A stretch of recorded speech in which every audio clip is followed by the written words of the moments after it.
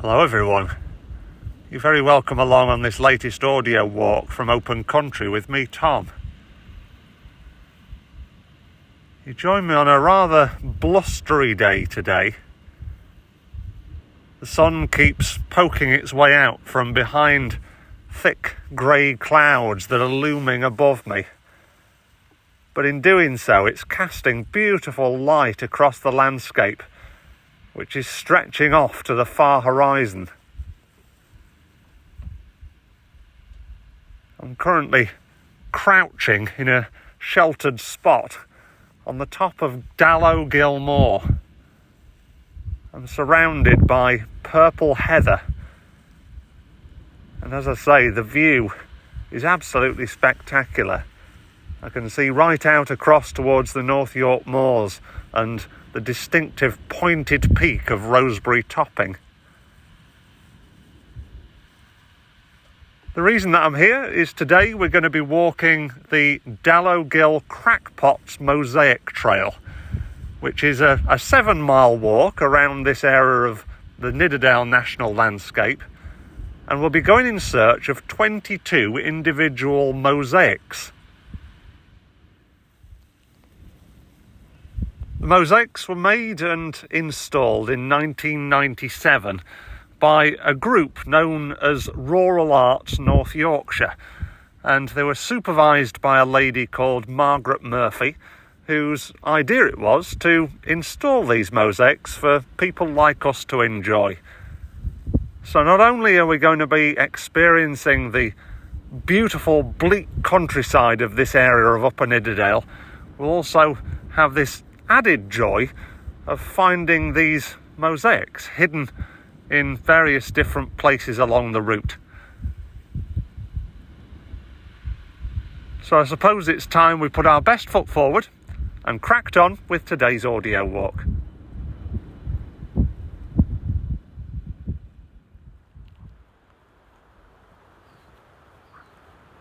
I'm not sure whether the weather knows what to do today, as I've just been walking down from the car park.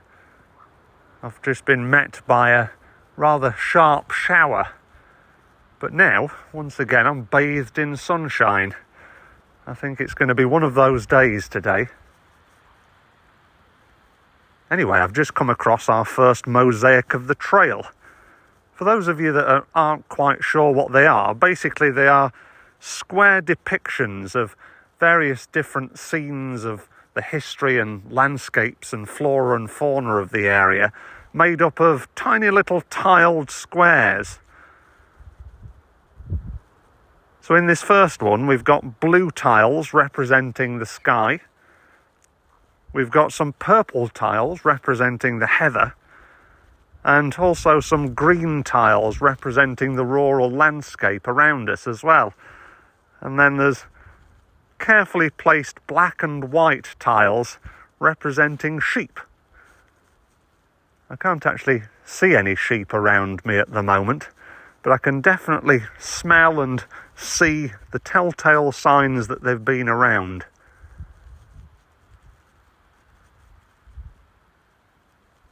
So that's mosaic number 1. We'll make our way further along the trail and see how many more we can find.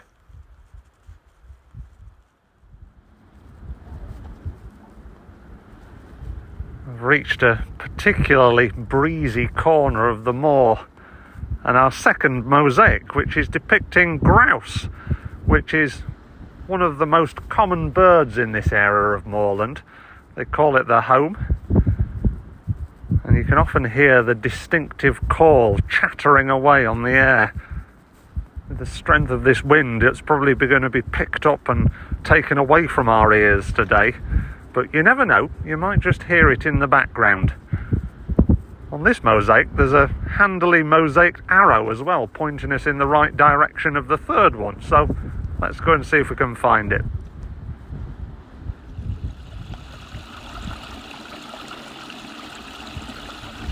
We've reached a little stream trickling down off the moor, and a sheltered glade, which is home to our third mosaic, which is depicting a dragonfly all iridescent blue and green tiles making up the wings and the body. I can imagine on a much warmer, sunnier day than today, the dragonflies zipping around in the air, hovering above this stream. And lurking beneath the water's surface itself. You never know, there may be lots of dragonfly nymphs, as they're called.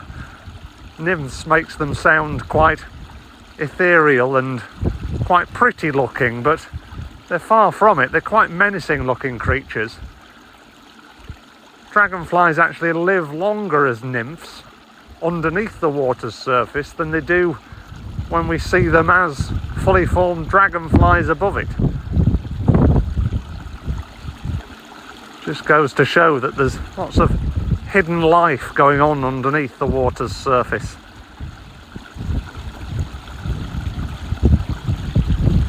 It's such a colourful landscape where we are here today. We've got the beautiful glow of the purple heather. On the bank at the other side of this little glade, there's a rowan tree which is rich with red berries. And just as I was walking down along this twisting, winding track which was cutting its way through the heather, there was a beautifully rich and vibrant rainbow arcing across the sky, just adding to the vibrancy of this beautiful area of moorland.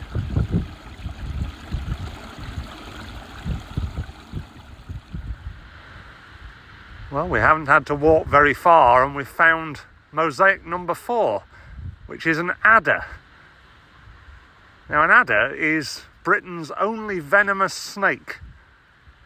They're very elusive creatures and very well camouflaged, especially in places like this.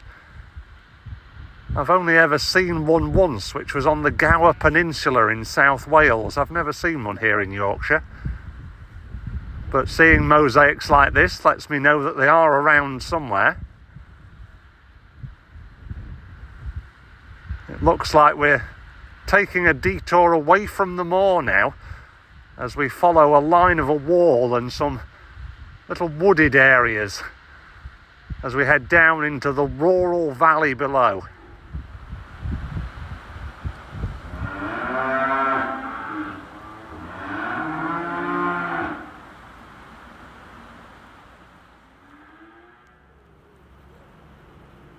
I've just wandered through a rather tatty, pungent farmyard where a series of aromatic smells hit me from all different directions.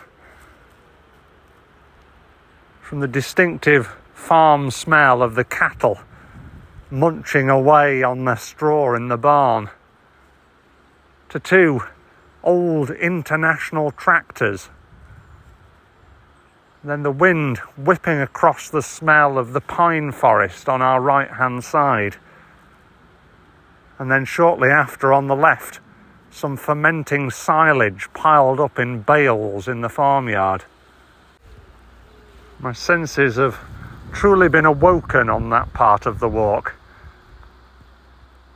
And we've reached mosaic 5, which is depicting a stone building. It isn't the farm here, it's actually what's known as a potato house, where the locals would have once stored their potatoes after digging them up to keep them in the dark, to stop them from going mouldy or start chitting and start growing new sprouts. Anyway, let's see what more smells we can find on the air as we go in search of the next mosaic, mosaic number 6.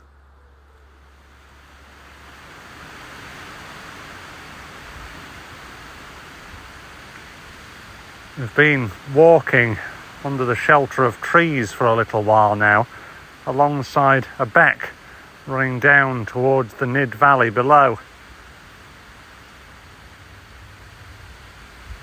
Mosaic number 6 depicted a sighting tower, which could just about make out through the trees and the greenery of the leaves over to the right-hand side, little lookout tower built high on the hill at the bottom end of the moor. We've now climbed ever so slightly again to reach mosaic number 7, which is a wild rose edged in light blue tiles with pink petals and a bright yellow centre, with 4 dark green leaves protruding from each corner. Once again, I can't see any wild roses around me at the moment, but it is the typical sort of place where they would grow, along the leafy hedgerows of single track roads crisscrossing this beautiful rural landscape. I've just turned right onto a tree-lined track which is inviting me down the hill ahead of us, leaving the road noise behind. And just as we've turned, mosaic number 8 has come into view, which is a greater spotted woodpecker. I always get this wave of excitement when I see a woodpecker. They are reasonably common birds, but they're quite distinctive with their black and white plumage with flashes of red. They are beautiful yet menacing looking birds in a way. You never know, we might even catch a glimpse of one if we keep looking up into these trees as we march down this track.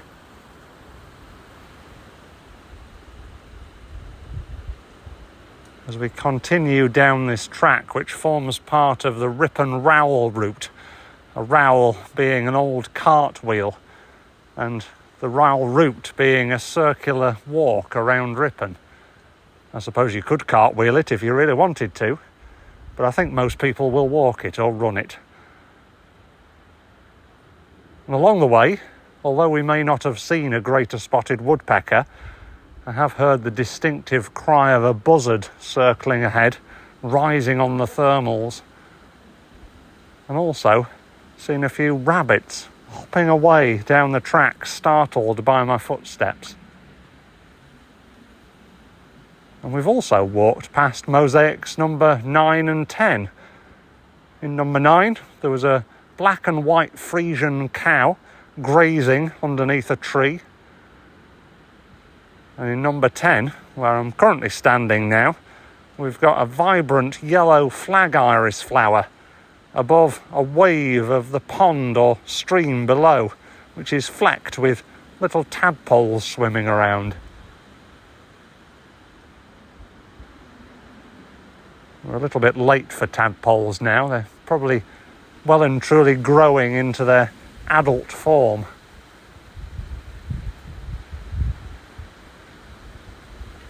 So we'll continue down this track and go in search of mosaic number 11, which will mark the halfway point on our route.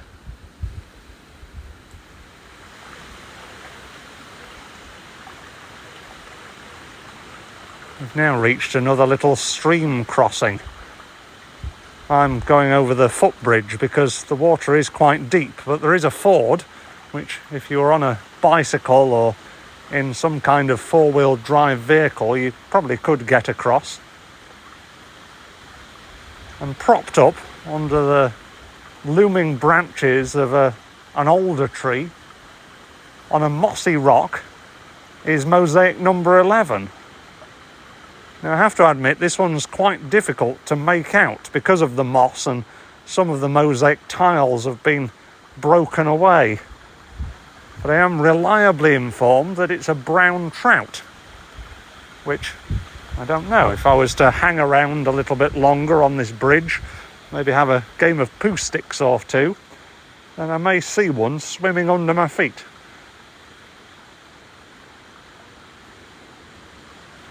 Time and tide wait for no man, so I better crack on and go in search of mosaic number 12.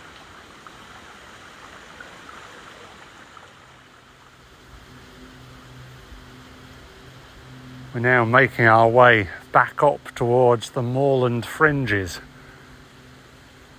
Although the breeze is picking up a little bit again, I'm happy to say that after the dark clouds of earlier on, the blue sky seems to be winning out, which is rather pleasant indeed. In fact, I've even shed a layer on my way back up the hill. I've also passed a couple more mosaics.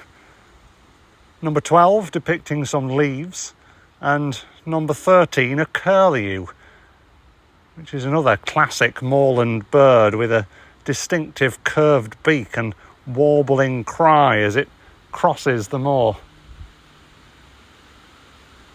And now we've reached what was once known as the Drover's Inn, which back in 1997, when the Mosaic Trail was first installed, would have been a thriving little pub. But unfortunately it was destroyed by a fire in 2013. It has now been renovated and converted into self-catering accommodation known as Drover's Cottage. But there is still a reminder of the pub in mosaic number 14, which is currently propped up on the wall next to me, which shows a pair of Wellington boots and an overflowing frothy pint of ale. It's just missing a camera, a flat cap and a few tractors, and it'd sum me up perfectly.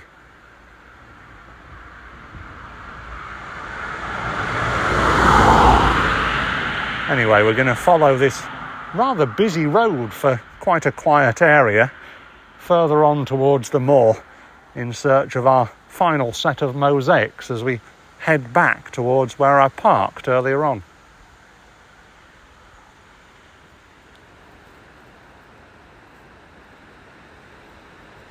We've left that busy road far behind now, and we're delving into a densely packed area of coniferous woodland.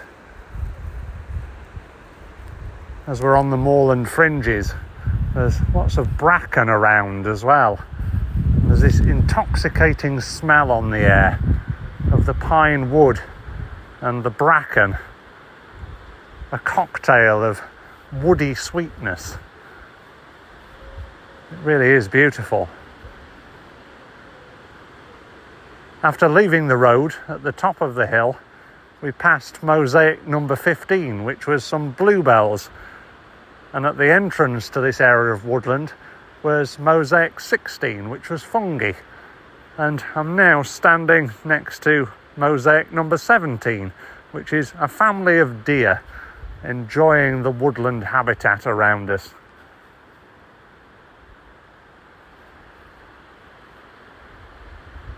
If I was a deer, I think I'd love to live here. It's really nicely sheltered and cosy. But I suppose I ought to press on, because I know mosaic 18 is just around the next corner.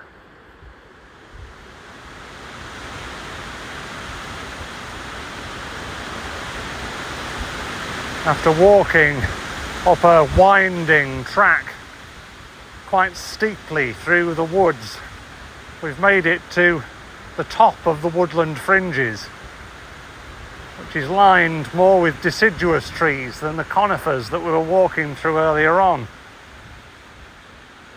Just as we left the wood, we came across mosaic number 18, which was a pair of rabbits, just like the ones that were hopping away from us earlier on in the walk.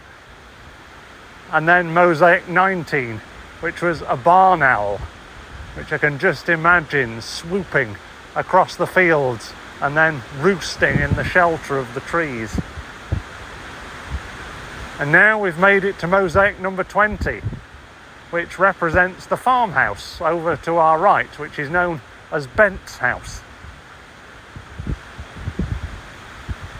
And as the trees start to fizzle out and the moorland fringes enter that bleak feeling again, it means that we've only got 2 mosaics left to find.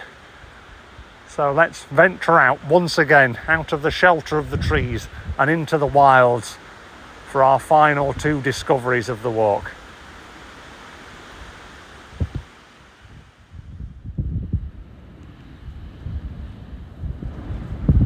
Well, you may be able to tell from the breeze whipping through in the background that we're now back on the moor, and indeed back to the point at which we started this epic walk from, which seems like an age ago now, to be honest.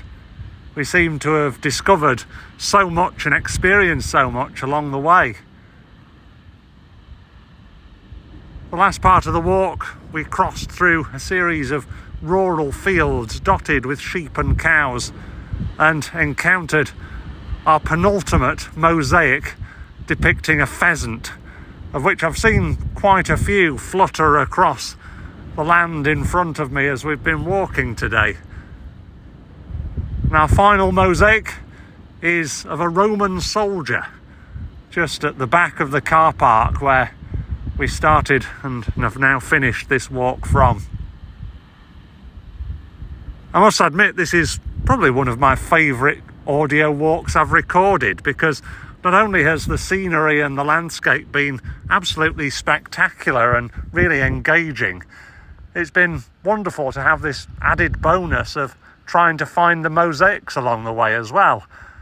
I must admit, some have been a little bit more difficult to find than others, but if you do fancy coming out on the quest to try and find them yourself, then I would thoroughly recommend it.